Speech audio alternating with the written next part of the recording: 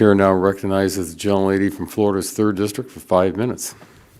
Awesome. Well, thank you, Chairman Latta, for hosting this important hearing today. Thank you to our witnesses for appearing. I see you all have been bunched up real tight this entire hearing. I've been noticing the elbow room as I've been dipping in and out of the room. So we are near the end. Hang in there. This is such an important topic. I know we have chatted about this and how we can do this in a way that is efficient, responsible, and hits the mark. And every single person who serves today has a district that is impacted by broadband or lack thereof. And so I'm excited that we're starting to really address some of these issues. All of our witnesses here today, I'm sure, share the concerns that the process for permitting is too complicated, opaque, time-consuming. I heard a little bit about some of the delays that we're having.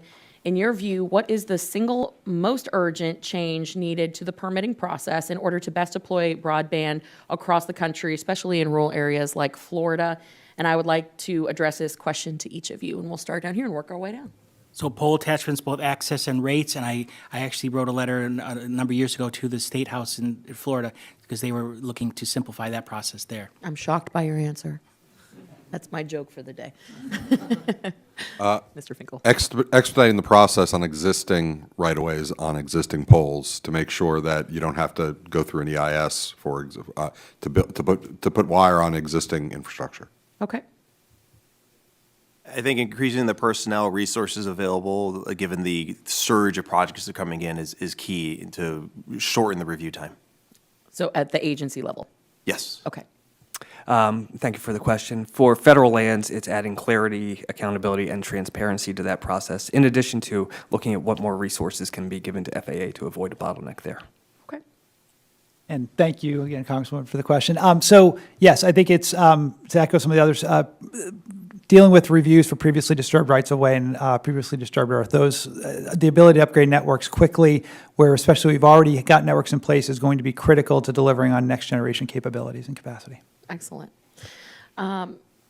Thank you. As we're considering a number of bills that are working to address some of these more nuanced issues, myself in particular, I'm really glad to lead the discussion draft for the Digital Applications Act, which would establish an online portal to accept, process, and dispose of the common form application to deploy a communications facility on federal property.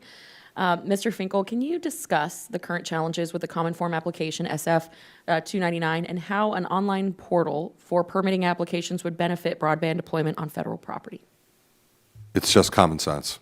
Thank you. You know, and common sense is not common around here. So, I don't need to add much more. you mentioned federal property. Yeah, and thanks for the question. Actually, portals are one of the things our members have talked about that is a simple fix that would add so much transparency into what's going on and allow more predictability in the overall build cycle.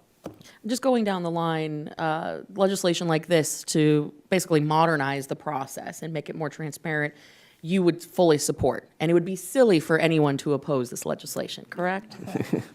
Just go, Yes. we'll start down. Yes, gaps in communication are incredibly frustrating. At a time when we can track so many things in our daily lives online and check on the status of different things, from airline flights to train schedules, it is difficult to understand why we cannot keep track of these significant investments in our future. Yes. Excellent. I think Mr. Romano said that well. Mr. Falcon. Yeah, no, I would agree, and I think the coordination amongst, if there's several agencies involved, is also key. Some sort of single point of contact may be a way to augment the value of a portal. Excellent. And the portal, again, makes it so all agencies can see it, creates transparency for the applicant. You have a clear picture of what your process is. If you don't say ditto, I'm going to be disappointed. Ditto, I support. I agree with the legislation. I may not use the word silly, only in the sense, but I'm hard-pressed to come up with a reason to oppose it. Excellent. Well, thank you guys for making the case for that wonderful piece of legislation. What expected risks and challenges in the absence of permitting reform, considering the massive amount of federal dollars dedicated to broadband deployment, do we face over the next few years? Just, we've got 30 seconds. Give me your number one concern if we don't act. We'll go down the line.